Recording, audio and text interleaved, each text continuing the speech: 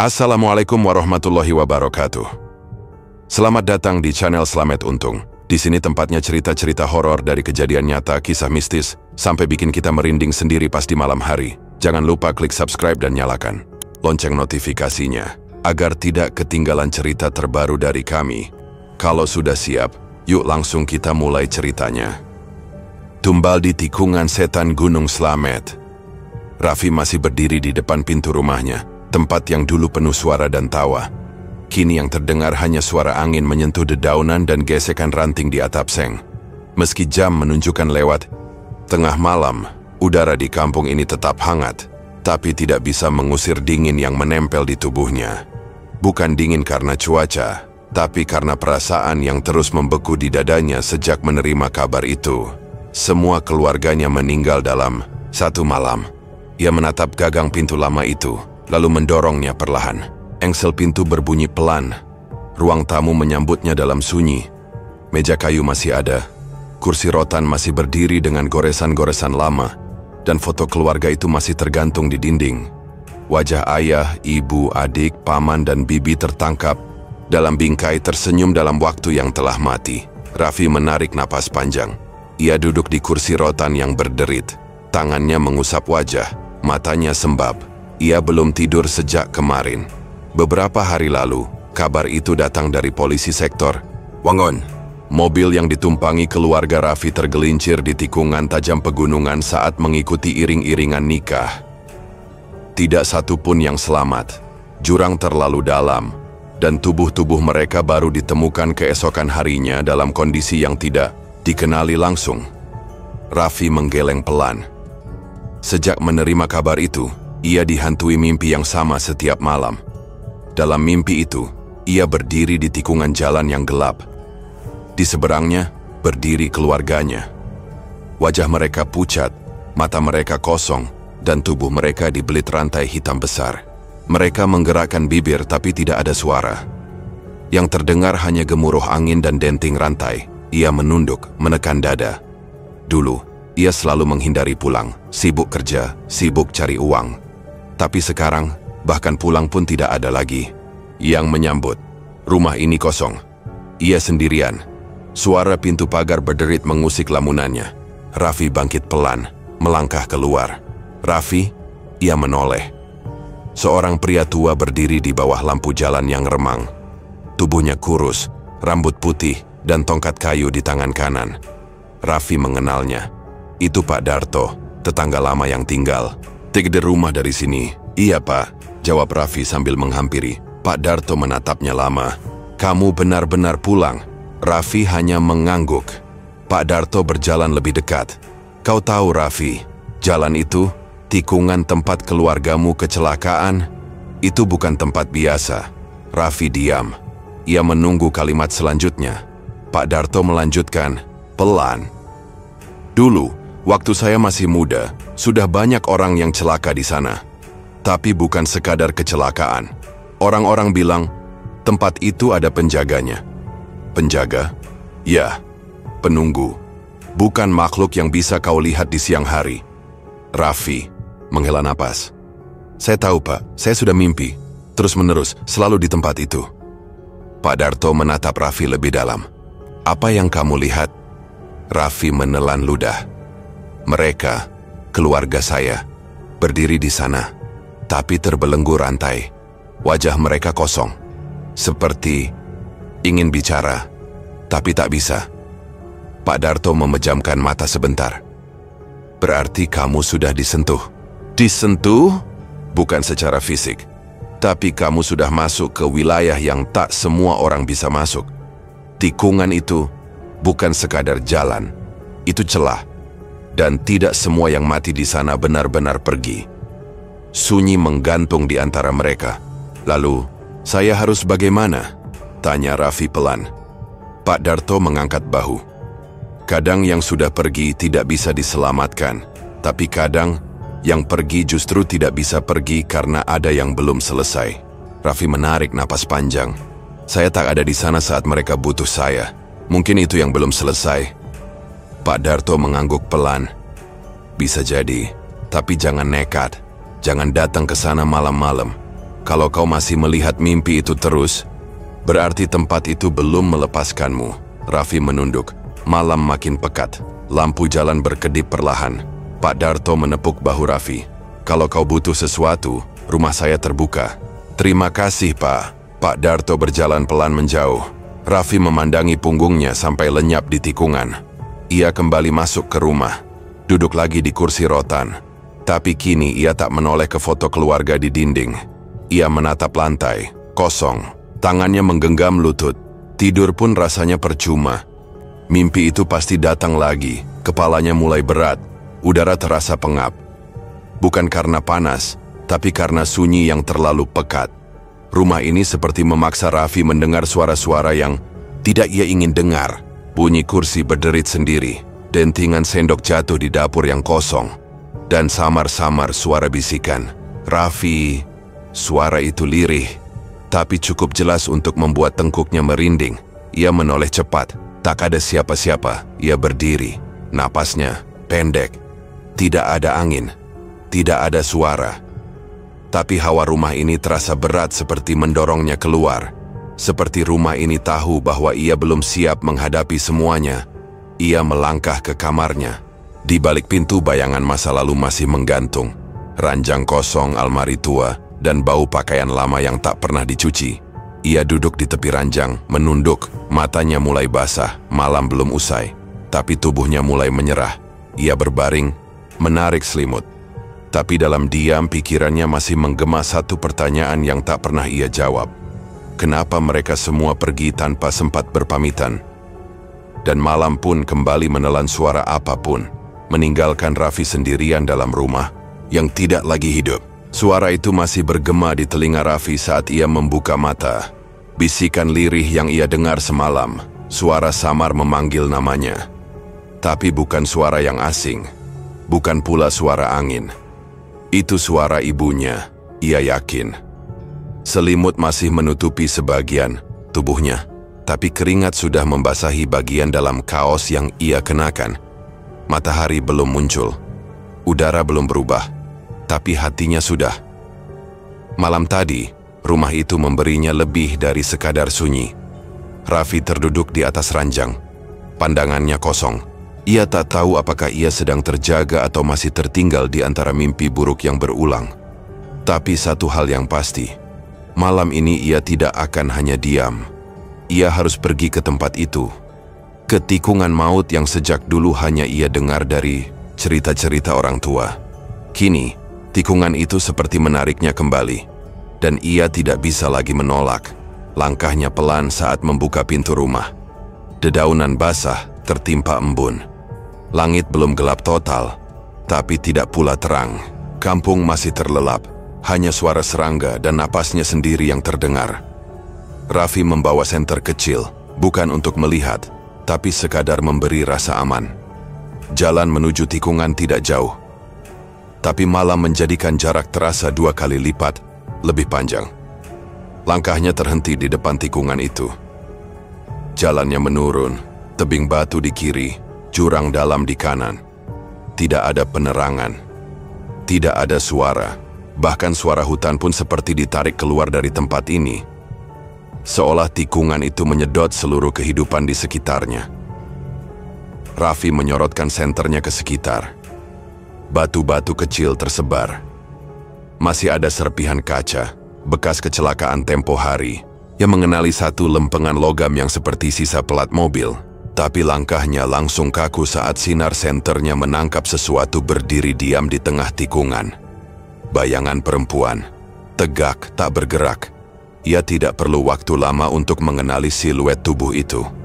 Rambut yang menjuntai, postur tubuhnya, ibunya, tapi wajahnya bukan seperti yang ia ingat. Separuh wajah kanan hancur seolah diseret keras ke aspal. Kulitnya sobek, darah mengering. Raffi terdiam, tenggorokannya tercekat. Kaki ingin mundur, tapi tidak bisa. Ibu, suaranya keluar hampir tak terdengar. Bayangan itu tidak menjawab, tapi pelan, tangannya terangkat, menunjuk ke arah gelap di sisi tikungan. Raffi mengikuti arah tunjuk itu, dan ia mulai melihatnya, satu persatu. Ada 5 sosok lain di balik semak. tubuh-tubuh yang dikenalnya. Wajah paman, bibi, adiknya, sepupunya. Semuanya berdiri diam, seperti patung. Rantai hitam melilit leher dan perut mereka. Mata mereka menatap lurus padanya, tapi bukan mata orang hidup. "Bawa kami," suara ibunya lirih, kali ini terdengar jelas. "Bawa kami pulang." Raffi mulai gemetar. Langkahnya perlahan maju, tapi baru satu langkah ia ambil. Suara keras menggema dari dasar jurang, seperti kuku besi menggores batu. Raffi berhenti, jantungnya berdetak cepat. Dari celah kabut yang menggantung di bibir jurang, muncul bayangan gelap. Perlahan, sosok itu merayap naik. Rangkakannya berat, tubuhnya penuh luka terbuka. Bau busuk menyengat menyusul naik bersama sosok itu. Tubuh hitam itu berdiri, tingginya melebihi lelaki dewasa. Kulitnya seperti terkelupas, dagingnya menjuntai dari lengan. Matanya cekung dan berwarna merah gelap. Gigi-gigi tajam tampak dari balik mulut yang sobek. Sosok itu tidak langsung menyerang, ia hanya berdiri. "Jangan ikut campur," katanya. Suaranya berat dan retak seperti tanah kering dihantam palu. "Mereka milikku." Raffi menahan napas. Kakinya ingin lari tapi tubuhnya tertahan rasa takut. Ia menatap sosok itu. "Mereka keluarga saya. Mereka sudah menjadi bagian dari perjanjian." Makhluk itu menjawab, "Mereka dipilih. Dan kau tidak seharusnya di sini." Langkah makhluk itu maju. Kukunya panjang, melengkung, tajam seperti paku. Udara di sekelilingnya bergetar. Sosok ibu Raffi merintih. Sosok adiknya mengulurkan tangan. Tapi rantai hitam itu makin mengencang di leher mereka. "Jangan bawa mereka," kata makhluk itu lagi. "Kalau kau tetap di sini, kau akan menjadi bagian dari mereka." Raffi menoleh ke arah keluarganya. Matanya mulai panas. Ia ingin berteriak, ingin melawan. Tapi tak ada senjata, tak ada kekuatan. Hanya rasa bersalah yang menggantung di dadanya semakin berat. Kuku makhluk itu terangkat, diarahkan ke wajah Raffi. Hanya sejengkal lagi menyentuhnya. Tapi tubuhnya akhirnya berhasil bergerak. Ia berbalik dan berlari secepat mungkin. Napasnya memotong, udara terasa tajam di paru-paru. Makhluk itu tidak mengejar, tapi suara langkahnya masih terdengar dari belakang. Seperti menunggu, bukan mengejar. Begitu sampai di batas tikungan, Raffi jatuh terduduk di tanah. Tubuhnya menggigil. Ia menoleh ke belakang. Tikungan itu gelap kembali. Tidak ada bayangan. Tidak ada suara. Tapi hatinya tidak tenang. Ia ingin pergi, tapi ia juga tahu ia tak bisa benar-benar meninggalkan tempat itu. Mereka memanggilnya, keluarganya. Ia melihat mereka. Mereka bukan hanya mimpi. Dan ia tidak tahu apakah ia bisa kembali tanpa membawa siapapun, atau justru akan jadi seperti mereka, hilang dalam gelap, digenggam makhluk yang mengaku sebagai penjaga. Raffi menatap langit. Bulan sabit masih tertutup. Kabut tipis, tapi malam belum menunjukkan tanda-tanda usai. Napas Raffi masih berat ketika kakinya akhirnya sampai di depan rumah. Kemejanya basah oleh keringat dingin. Rasa takut dari tikungan itu belum benar-benar hilang. Bayangan wajah ibunya, rantai yang membelit tubuh-tubuh yang dikenalnya, dan sosok hitam yang berdiri di jurang seperti masih menempel di balik kelopak matanya. Ia belum bisa meyakini semuanya nyata. Tapi kulitnya masih terasa dingin karena angin malam. Dan lututnya masih gemetar sejak melarikan diri dari tempat itu. Itu cukup jadi bukti bahwa apa yang ia lihat bukan sekadar mimpi. Ia tak bisa tidur. Duduk di ruang tamu rumahnya sambil menggenggam senter kecil yang masih menyala. Hatinya seperti terjepit. Tidak tahu harus marah, takut, atau menyesal. Keluarganya meminta tolong. Tapi ia justru lari. Meninggalkan mereka lagi untuk kedua kalinya. Saat matahari baru naik sedikit di atas perbukitan, Raffi memutuskan pergi ke rumah Pak Darto.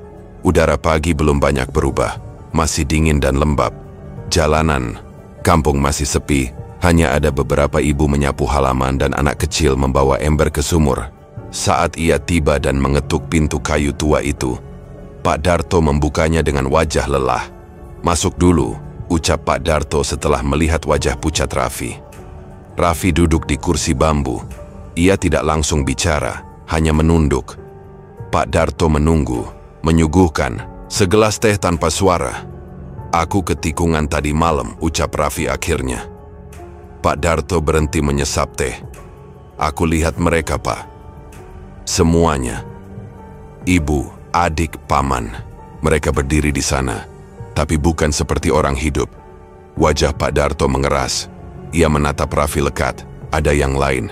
Sosok hitam, tinggi, busuk, penuh luka. Katanya dia penjaga tumbal.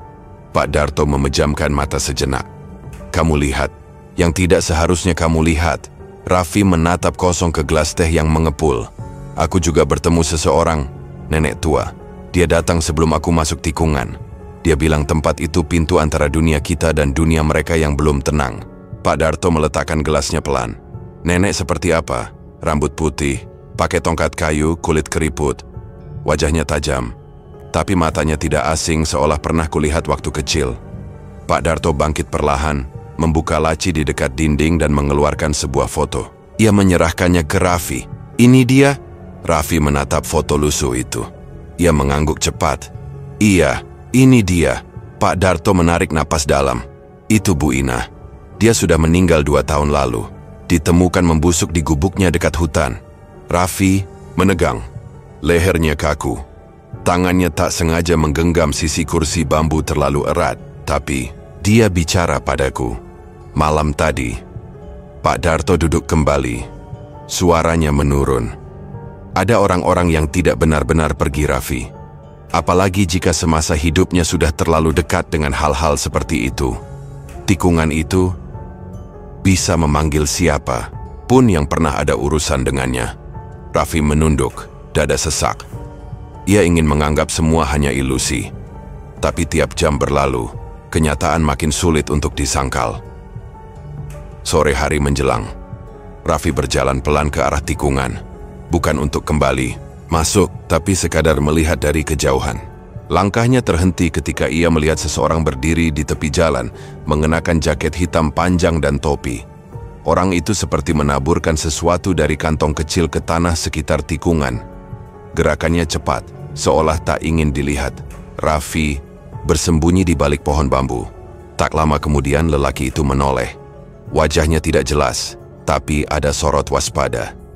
Ia langsung berlari menuju mobil hitam di tepi jalan, menyalakan mesin, dan tancap gas meninggalkan debu. Raffi keluar dari persembunyian. Ia mendekat ke lokasi tempat orang itu berdiri. Tanahnya agak lembab. Ada bekas lingkaran samar seperti disapu tangan. Di tengahnya ada butiran kecil berwarna hitam keabu-abuan. Ia memungut sedikit dan mendekatkannya ke hidung. Bau anyir menyengat. Bau darah. Ia berdiri lama, mencoba mencerna semuanya. Gerak-gerik lelaki itu, benda yang ditaburkan, dan tatapannya sebelum kabur. Ada yang disembunyikan di tikungan ini, dan bukan hanya soal arwah atau penjaga tumbal, ini lebih dari itu. Saat ia kembali ke jalan utama, beberapa ibu-ibu terlihat sedang mengangkat karung beras dari belakang mobil bak terbuka. Wajah mereka tampak riang. Salah satu dari mereka, Bu Rini, menyapa Raffi. Kamu nggak kebagian, Raffi? Ini ada pembagian beras. Katanya dari orang kota. Raffi mengangguk kecil. Siapa yang kasih, Bu? Katanya si dermawan dari luar. Nggak mau disebut namanya. Alhamdulillah ya. Raffi menoleh ke karung-karung beras itu. Ada satu yang warnanya sedikit berbeda, seolah ada noda samar. Ia mendekat, menyentuhnya, dingin. Pikirannya kacau. Seseorang yang mencurigakan terlihat di tikungan.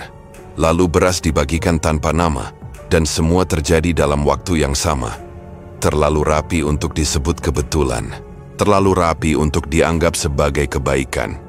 Namun yang paling mengusik pikirannya adalah, kenapa semua ini terasa seperti sudah diatur jauh sebelum ia pulang?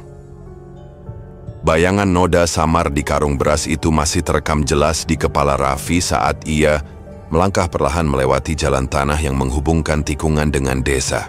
Wajah-wajah ibu-ibu yang bersyukur dan senang atas pembagian beras semakin membuat pikirannya tak tenang. Tidak ada yang curiga, tidak ada yang bertanya. seolah mereka terlalu terbiasa menerima tanpa peduli dari mana datangnya. Angin sore mulai turun pelan, membawa aroma tanah basah dan udara lembab dari arah hutan. Raffi mempercepat langkahnya, kembali ke rumah sambil menahan amarah dan kegelisahan. Lelaki di tikungan itu tidak mungkin orang biasa. Gerak-geriknya terlalu cepat, terlalu rapi. Ia tahu sedang diawasi. Dan mobil hitam berplat D itu bukan hal yang umum lewat di desa terpencil ini. Langkah Raffi terhenti saat suara mesin terdengar mendekat dari arah atas jalan. Ia menepi. Debu mengepul di jalanan kering ketika sebuah sedan hitam mengilap, melaju perlahan, melintasi tikungan maut itu seolah tidak memedulikan kisah-kisah yang mengiringinya.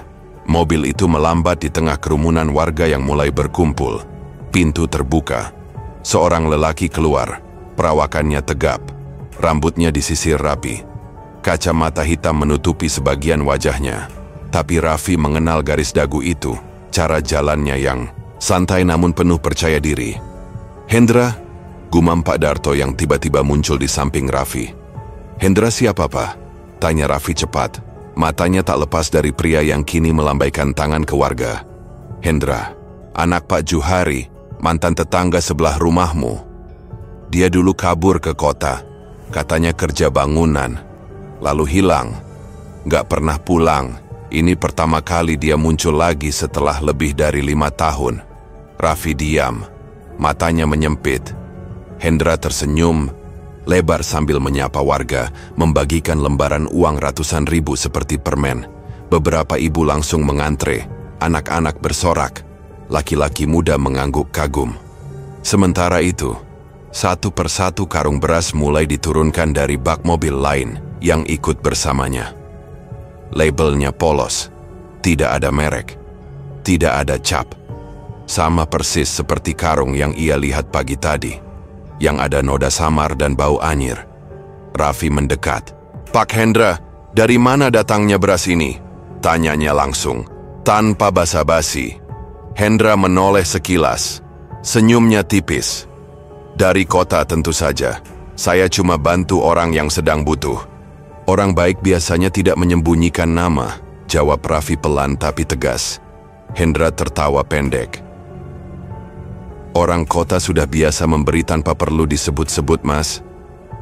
"Siapa tadi namanya?" "Raffi." Senyum Hendra sempat hilang sejenak. Tatapan matanya berubah meski hanya sepersekian detik. Tapi cukup bagi Raffi untuk tahu, nama itu bukan nama asing di telinga pria ini. "Oh, Raffi, anaknya Pak Tohari ya?" ucap Hendra cepat, menutup celah. "Turut berduka ya untuk keluargamu." "Terima kasih," jawab Raffi tanpa emosi. Mereka saling menatap, pendek, tegang. Hendra lalu berpaling, kembali menyapa warga lain seolah pembicaraan itu tidak berarti apa-apa. Tapi Raffi berdiri tak jauh dari sana, mengawasi. Malam mulai turun perlahan. Desa kembali sunyi.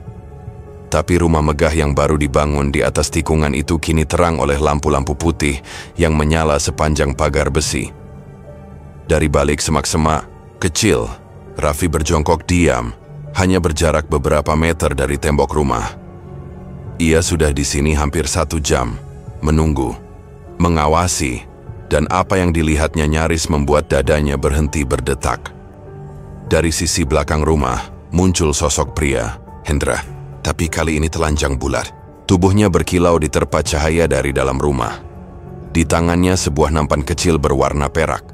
Isinya tidak terlihat jelas dari kejauhan, tapi ia berjalan pelan, melingkari rumah seperti sedang mengikuti pola tertentu. Langkahnya lambat, kaku, kepalanya menunduk. Tidak seperti orang sadar, bibirnya bergerak seperti menggumam, tapi tak ada suara terdengar. Raffi menahan napas. Suara jangkrik pun seolah mendadak hilang dari sekitar. Ia ingin melangkah maju, tapi lututnya terasa berat. Satu bagian dari dirinya ingin masuk dan memergoki. Tapi bagian lain hanya bisa gemetar. Hatinya mendadak penuh dengan amarah yang tak bisa keluar. Ingin berteriak, tapi suara tercekat di kerongkongan. Ia tahu kini, Hendra menyimpan sesuatu. Dan semua yang terlihat baik di siang hari, hanya topeng dari sesuatu yang lebih busuk di baliknya. Raffi meremas tanah di dekatnya. Tapi sebelum bisa bergerak, lampu halaman rumah tiba-tiba padam. Gelap total. Hanya suara langkah telanjang itu masih terdengar. Suara yang perlahan mengarah ke tempat Raffi bersembunyi. Langkah kaki Hendra yang telanjang dan berirama ganjil tadi masih membekas di kepala Raffi. Bayangan punggung Hendra yang melingkari rumahnya sambil membawa nampan kecil masih melekat kuat dalam benaknya saat ia berjalan pulang malam itu. Pikirannya berkecamuk antara takut, muak, dan marah. Apa yang sebenarnya ia lihat? Ritual? Gangguan jiwa? Atau justru lebih dari itu? Langit di atas desa belum sepenuhnya gelap, tapi hawa malam yang lembab sudah mulai menusuk. Raffi berjalan cepat melewati rumah-rumah warga yang mulai memadamkan lampu. Dadanya terasa sempit, pikirannya masih berat. Ia tidak bisa diam saja di rumah, tidak dengan semua kegelisahan yang terus menumpuk. Perutnya pun mulai lapar, dan isi dapur di rumahnya tidak banyak membantu. Ia memutuskan untuk pergi ke warung kecil milik Bu Rini, yang terletak tak jauh dari balai desa. Ia berharap bisa membeli mie instan atau sekadar kopi untuk menenangkan diri. Namun belum sampai 10 langkah dari rumah, Raffi merasakan sesuatu yang ganjil. Langkahnya berhenti mendadak. Jalanan tanah di depan terasa lebih lengang dari biasanya. Tidak ada suara jangkrik, tidak ada anjing menggonggong dari kejauhan. Hanya detak jantungnya yang mulai tidak teratur. Kemudian dari arah kiri jalan setapak, muncul sosok hitam. Merangkak. Lambat. Bentuk tubuhnya tidak wajar, seolah seluruh sendinya terbalik. Lengannya panjang, kulitnya gelap berlendir. Dan dari mulutnya keluar suara geraman berat seperti napas makhluk yang sedang terluka namun marah. Raffi mundur pelan. Sosok itu tidak mengejar, tapi terus mendekat, merayap di tanah seperti makhluk yang lahir dari lumpur busuk. "Kau terlalu banyak tahu." Suara itu bergema pelan tapi menggetarkan dada. "Berhenti, sebelum kau ikut terkubur bersama mereka." Raffi berbalik dan lari. Nafasnya memotong, kakinya hampir tersandung akar. Pondi di pinggir jalan. Ia menoleh sekali ke belakang. Sosok itu masih ada. Kini hanya diam berdiri. Tubuhnya membungkuk dan matanya merah menyorot tajam ke arahnya. Warung Bu Rini terlihat di ujung jalan. Lampunya menyala redup. Pintu kayunya setengah terbuka. Raffi langsung masuk dan menutupnya keras. "Bu Rini." "Bu." Dari balik rak barang Bu Rini muncul. Perempuan parubaya itu mengenakan daster batik dan menenteng senter kecil. "Raffi? Astaga, kenapa kamu lari begitu? Ada yang aneh mengejar saya." Napas Raffi masih tersengal. Bu Rini mengintip keluar jendela. "Kamu lihat yang itu juga ya?" Raffi menoleh. "Bu, bukan cuma kamu. Beberapa malam ini suara aneh muncul dari tikungan. Dan malam ini, aku juga merasa ada yang mengintai." Belum sempat mereka saling bicara lebih jauh, ketukan terdengar di pintu depan. Lembut tapi ritmenya ganjil, teratur. Seperti bukan mengetuk untuk dipersilakan masuk, tapi seperti sinyal ajakan yang tidak biasa. "Raffi." Suara di luar menyebut namanya. Lirih tapi jelas. Mereka berdua saling pandang. Itu suaranya," gumam Raffi lirih. "Kau jangan buka," bisik Bu Rini cepat. Tangannya menggenggam tangan Raffi, erat. "Raffi, aku tahu kau di dalam. Buka pintunya. Kita cuma bicara sebentar." Suara itu kembali. Kali ini sedikit lebih dalam. Raffi berjalan pelan ke sisi jendela kecil dan mengintip. Hendra berdiri di luar, mengenakan jaket gelap. Tapi ada sesuatu yang lebih menakutkan dari wujudnya. Bayangan tubuhnya tidak tampak. Meski lampu di atas kepalanya menyala terang, tubuh itu tidak melemparkan bayangan apapun ke tanah. Raffi mundur, gemetar. "Bu, itu bukan manusia." Bu Rini mengangguk cepat. "Aku tahu, makanya jangan buka. Dia tidak bisa masuk kalau tidak diundang." Tiba-tiba, pintu digedor keras. Kayunya bergetar. Suara hentakannya terdengar seperti orang menabrak pintu dengan bahu berkali-kali. "Raffi, buka pintu!" Teriak suara itu kini berubah serak dan berat, seperti bukan berasal dari tenggorokan manusia. Bu Rini mundur ke sudut warung. Tubuhnya gemetar. Raffi berdiri terpaku. bingung antara melawan atau menyerah. Suara itu bukan hanya panggilan, tapi juga ancaman. Dan ketukan pintu kini seperti getaran guntur yang mengguncang seluruh warung kecil itu. Raffi menatap gagang pintu. Tangannya terangkat setengah lalu menurun. Ia ingin membuka. Ia ingin menuntaskan semuanya. Tapi tubuhnya menolak. Suara dari luar mendesis. "Kau pengecut seperti ayahmu." Raffi menegang. Matanya membelalak. Napasnya tertahan. Burini memekik kecil dan menjerit. "Jangan dengarkan. Itu bukan suara orang waras, nah. Jangan buka." Gedoran makin keras. Suara kayu mulai retak. Warung itu seperti hendak runtuh. Di tengah ketegangan itu batin Raffi mulai goyah. Apakah ia harus keluar dan menghadapi Hendra, siapapun atau apapun wujudnya sekarang? Atau bertahan di balik pintu bersama rasa takut dan kebingungan yang terus mencabik pikirannya? Pintu kembali digedor. Kali ini keras, diikuti bunyi retakan panjang dan debu kayu berjatuhan dari kusen. Raffi hanya bisa mematung, pandangannya terpaku pada gagang pintu yang mulai bergerak sendiri. Gagang pintu itu masih terbayang di depan mata Raffi, bergetar hebat seperti akan copot dari engselnya. Suara gedoran yang mengguncang dan teriakan Hendra yang berubah jadi dengusan buas terus terngiang di telinga. Saat itu ia tidak berpikir panjang. Burini yang panik mendorongnya ke arah dapur, dan dengan sisa tenaga yang gemetar, Raffi melarikan diri lewat pintu belakang. Ia tidak tahu apakah Hendra berhasil masuk. Ia tidak tahu apakah Burini aman. Ia hanya tahu satu hal, ia harus kabur. Langkahnya tidak beraturan di tengah malam yang gelap. Udara begitu dingin.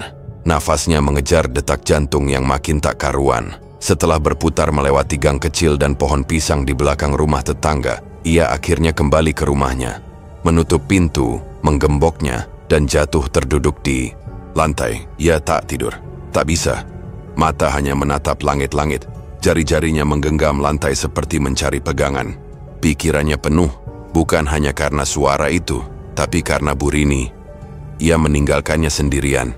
Pagi datang tanpa peringatan. Udara di luar mulai ribut oleh langkah orang-orang dan suara-suara tergesa. Raffi, yang baru bangkit dari lantai, berjalan pelan ke depan rumah saat mendengar suara tangis dan teriakan dari arah warung Burini. Kerumunan sudah memenuhi halaman kecil warung. Beberapa lelaki memegang mulutnya, beberapa perempuan menangis di sudut pagar. Seorang ibu hampir pingsan diangkat keluar dari dalam warung. Raffi menyelinap masuk, dadanya berdetak makin keras, dan apa yang dilihatnya membuat lututnya lemas. Burini tergeletak di lantai, tubuhnya tidak utuh. Luka-luka besar mencabik bagian dada dan perut, lehernya seperti digigit makhluk besar. Darah membasahi lantai warung dan mengalir keluar seperti aliran sungai kecil. Satu tangannya terangkat sedikit, kaku, seperti hendak menunjuk ke arah pintu belakang.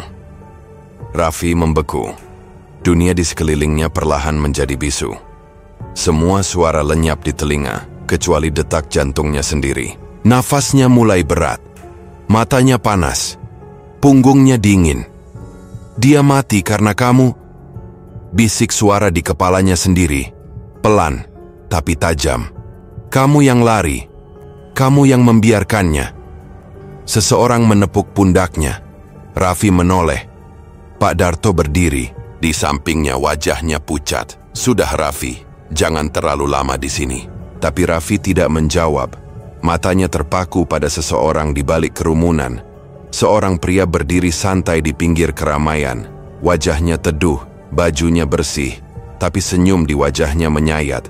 Hendra. Senyum itu kecil, nyaris tak terlihat. Tapi, bagi Raffi, itu seperti tamparan. Seolah Hendra berkata tanpa suara, "Lihat apa yang terjadi kalau kau terus ikut campur."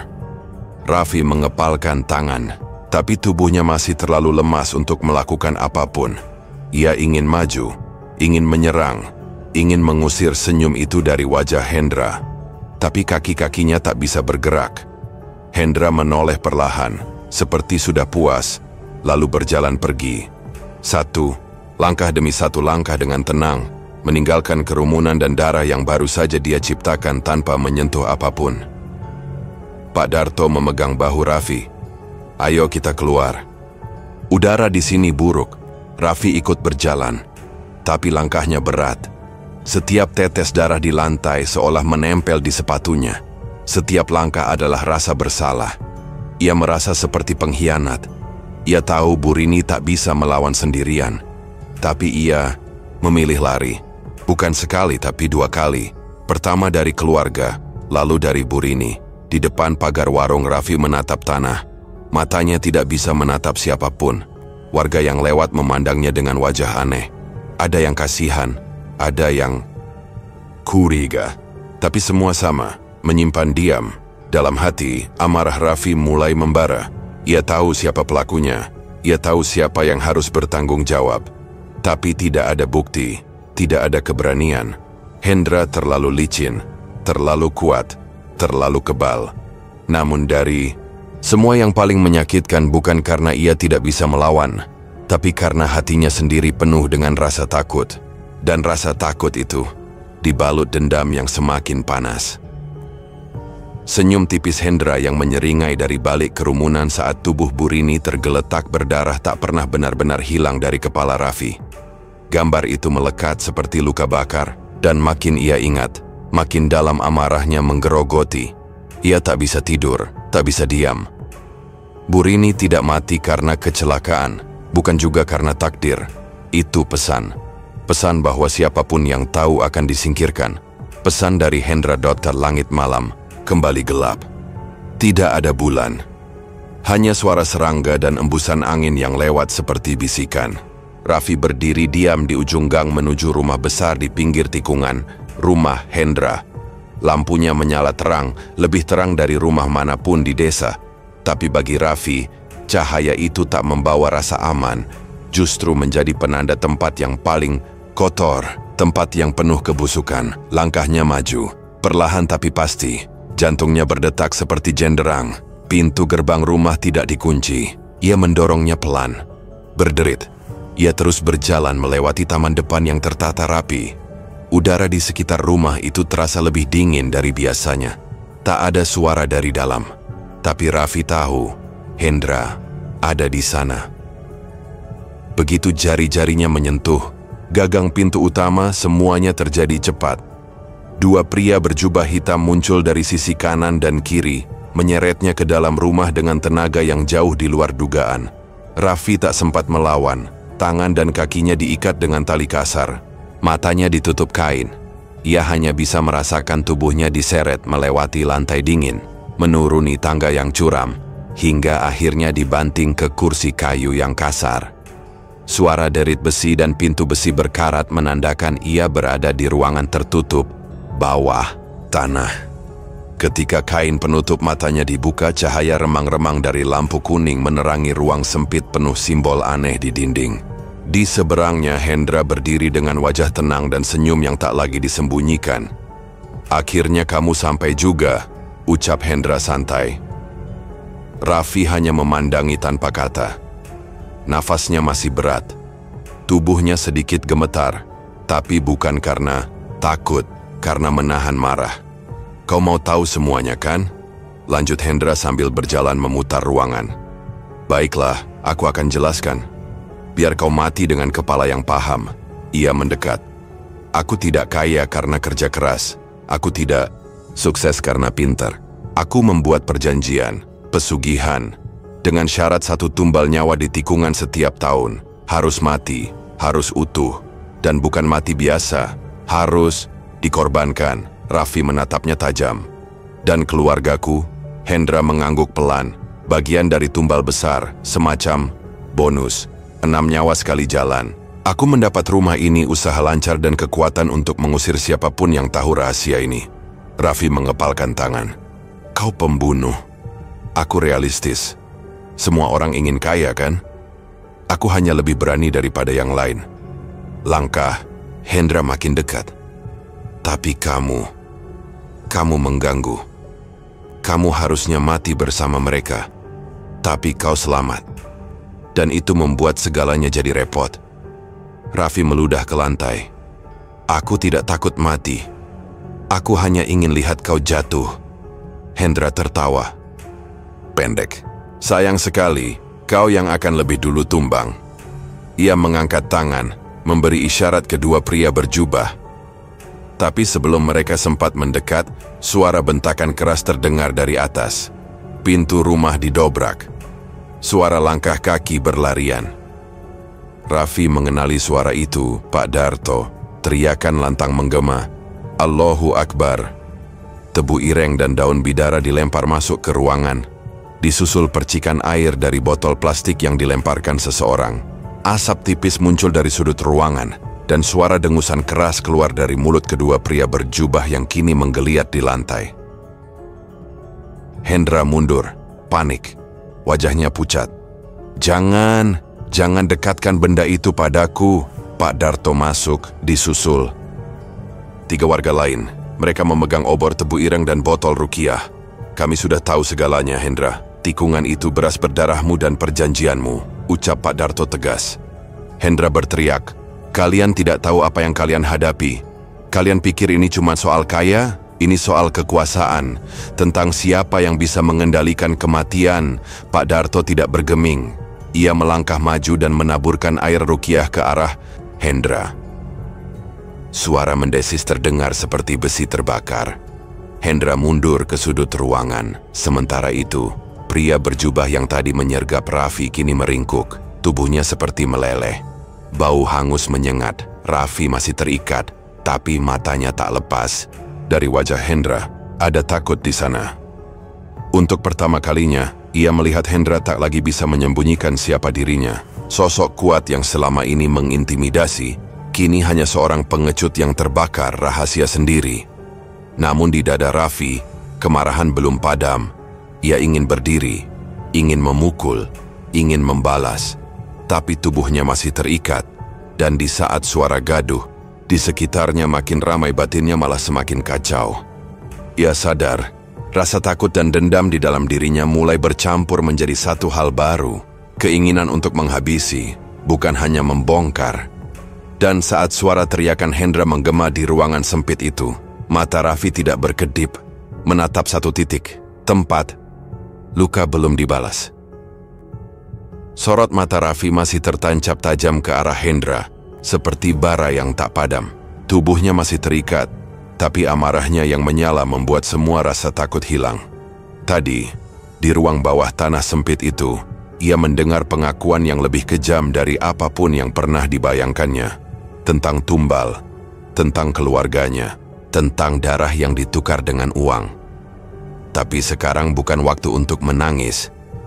Ini waktunya membakar semua kejahatan yang pernah dilakukan Hendra. Pak Darto mendekat dan melepaskan ikatan di tangan dan kaki Raffi. Begitu bebas, Raffi langsung berdiri dan menatap Hendra yang kini terdorong ke dinding. Tubuhnya terdesak, tapi alih-alih ketakutan bibir Hendra malah membentuk senyum bengkok. Kalian pikir sudah menang? Katanya pelan.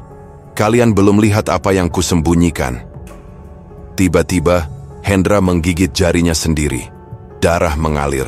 Ia melukiskan lingkaran cepat di lantai tanah dengan darah itu. Mulutnya komat kamit membaca mantra asing. Ruangan berguncang. Cahaya lampu meredup.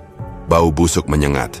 Tanah di pojok ruangan merekah perlahan seperti kulit terkelupas. Dari celah itu muncul makhluk busuk bermata merah. Tubuhnya besar dan menjijikkan. Kulitnya penuh nanah dan luka terbuka. Matanya menyala, taringnya panjang, dan kukunya melengkung, seperti cakar burung pemangsa. Suara aumannya mengguncang tembok.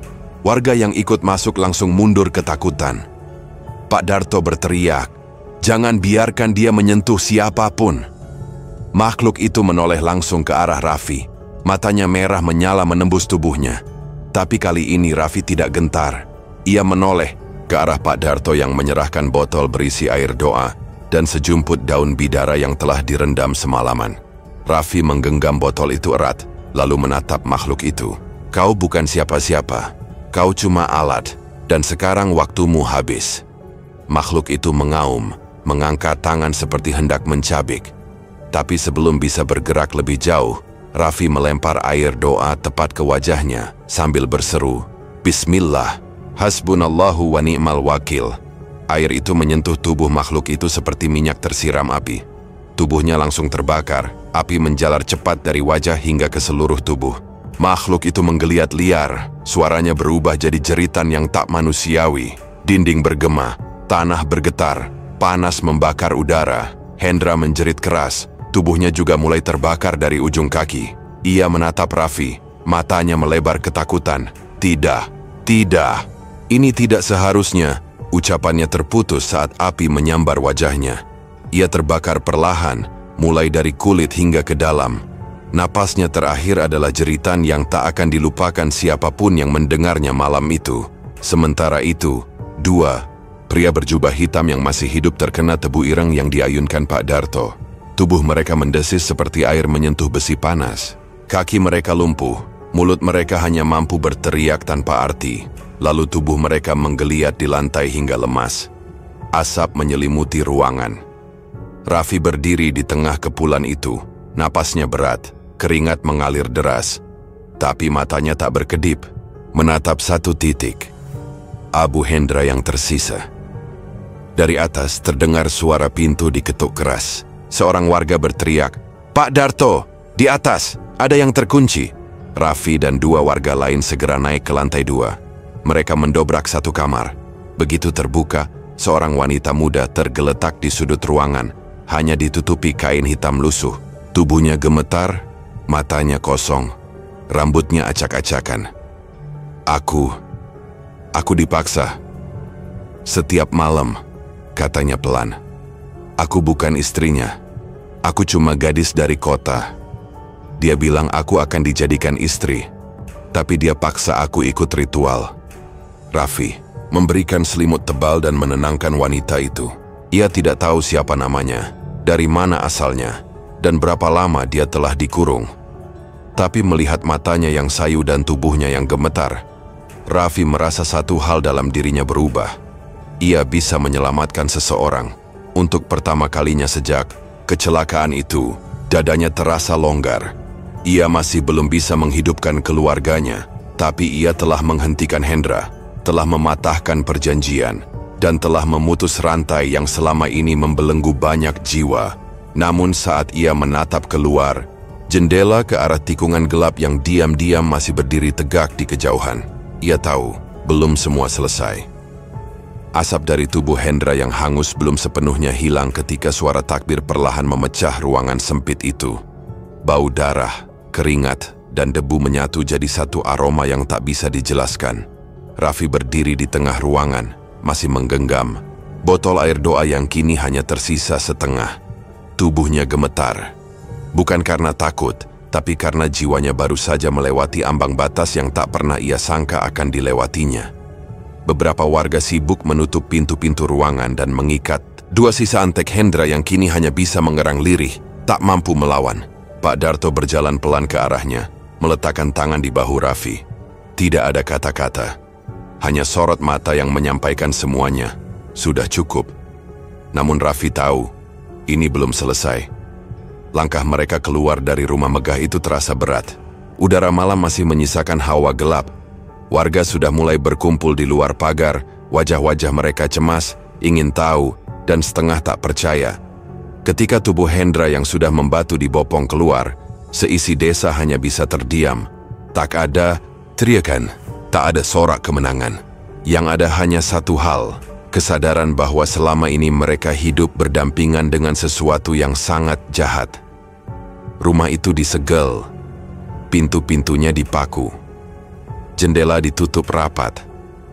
Beberapa warga berjaga, bergantian membawa air wudhu, bacaan zikir, dan alat-alat penangkal lain yang diwariskan dari leluhur. Tapi semua itu hanya upaya kecil untuk menenangkan batin, bukan menghapus luka.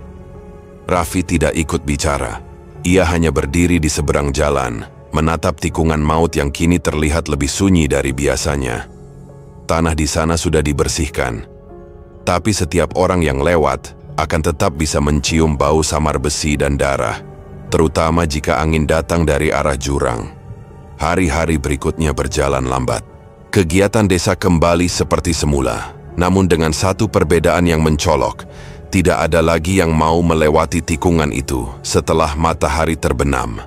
Bahkan di siang hari pun, Orang-orang memilih memutar jalan lebih jauh demi menghindarinya. Seolah tikungan itu bukan sekadar belokan di jalan, tapi simbol dari luka besar yang menganga di bawah lapisan tanah. Raffi sendiri kembali ke rumah. Rumah tua yang kosong itu kini terasa lebih tenang, tapi hatinya belum. Ia masih duduk di teras setiap sore, memandangi arah tikungan dari kejauhan. Kadang duduk lama, kadang hanya sebentar. Tapi setiap kali aroma, angin membawa bau yang dikenalnya. Ia tahu, masa lalu itu belum benar-benar pergi. Malam demi malam berlalu, tapi ada suara yang kadang masih muncul dalam tidurnya. Bukan suara Hendra, bukan makhluk penjaga, tapi suara ibunya, pelan, tenang, seperti mengucapkan doa yang tak sempat selesai. Raffi sering terbangun dan hanya bisa menatap langit-langit, menggenggam udara, berharap bisa menarik waktu ke belakang. Namun waktu tak bisa kembali. Yang bisa dilakukan hanyalah berdamai. Berdamai dengan kenyataan bahwa ia tak bisa menyelamatkan semuanya. Berdamai dengan kenyataan bahwa ia pernah lari. Dan berdamai dengan rasa bersalah yang tidak akan pernah benar-benar hilang. Di ujung hatinya, Raffi tahu, selama masih ada manusia serakah, tikungan itu akan selalu jadi godaan. Tikungan itu tak akan pernah jadi jalur biasa lagi.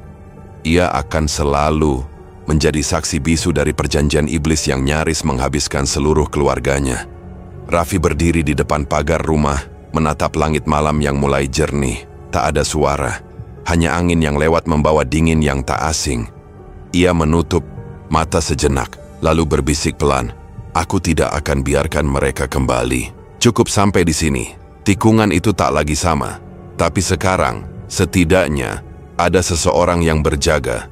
Terima kasih kepada semua yang telah mengikuti kisah ini hingga akhir. Semoga cerita ini menjadi pengingat bahwa keserakahan hanya membawa kehancuran, dan bahwa kebenaran, meski tertutup kabut kelam, akan selalu menemukan jalannya. Wassalamualaikum warahmatullahi wabarakatuh.